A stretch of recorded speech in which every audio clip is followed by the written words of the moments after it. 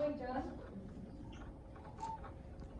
Hey, Zara, very nice to talk to you again. I'm doing great. We're up here going around the world every 92 minutes like we're supposed to, just having a ball. Very nice to be on board with you guys.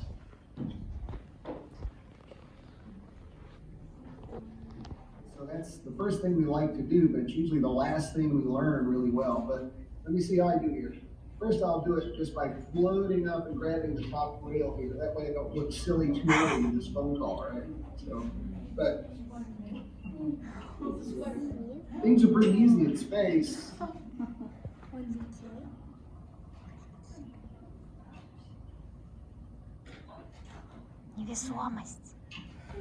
So that's always fun. You know, I can do a flip. There's a lot of stuff around here, and if I bang on it, somebody will yell at me. So, actually, well, Peggy comes there. She keeps them out.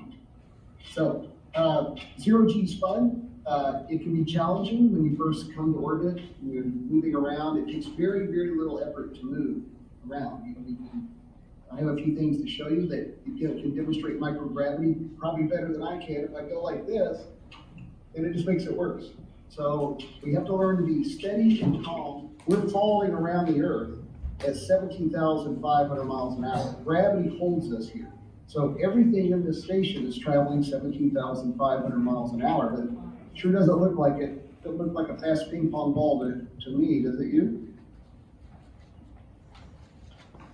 So far it's me upside down, because I never thought I'd be able to be upside down like this and talk to people. But, well, right now we see the Earth, and that's a pretty amazing thing. When I first got here, I went to the cupola, which is our little set of windows that give us an amazing view, and it was absolutely the greatest thing I've ever seen. Bright blue ball, brilliant clouds, and you can see the whole curve of the Earth. You know, I could have stayed there all day, but I had work to do. So that's pretty much the most amazing thing I've seen.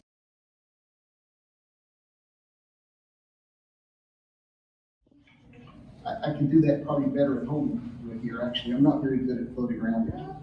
Do you eat an ice cream in space? Ooh, astronauts love ice cream. How did you know that? But we don't have it here. We have to have someone send it up special. If we're really good astronauts, NASA will send us ice cream. But we're not going to be here long enough to get any. So unfortunately, I'll have to come back and have some ice cream in space.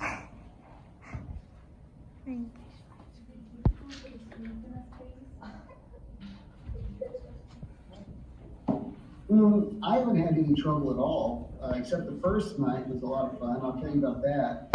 I'm sleeping in the Dragon capsule, not the capsule, the Dragon spacecraft, in a sleeping bag, and I tied myself down to a spot, and I was laying there nice and flat, but when I woke up the next morning, I was over here like this, kind of like, what happened? So it's easy to sleep, but when you're asleep, you can roam around, so you have to tie yourself down really good. It was fun. I don't know where I'm going to end up tonight. Maybe over there, I think that's a good spot. When did you first go to space? You guys like it? When did I first go into space? Well, this is my first trip, actually, to space. And I'm not sure I want to leave. So I've been looking around for a place to hide, so that when they leave, they can't find me and they'll have to come back and get me later. But I think they'll probably find me. And one final question, John. Our kids want to know how they can become like you in the future and go to space. Oh, that's an exciting question. I want them to become like they are, be the person that they want to be. But the best way to do that, to do both of those, is to understand that whatever it is you think you are, that's what you are. If you want to be an astronomer, you want to be an astronaut, you want to be a teacher, then work hard to do that. That's how you become that person that you want to be. So don't be what somebody else is or what somebody else wants to be, I think.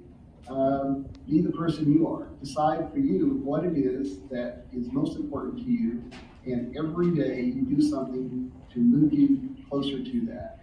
That's how you become the person that you admire most, yourself. Energy in the big ball where eventually it will start to move. That's momentum. Actually, it's Newton's law of motion, one of them, that's called conservation momentum. So energy is always there, it just transfers. So your teachers can tell you more about that. And even when you come to space, you can play ping pong with yourself in space.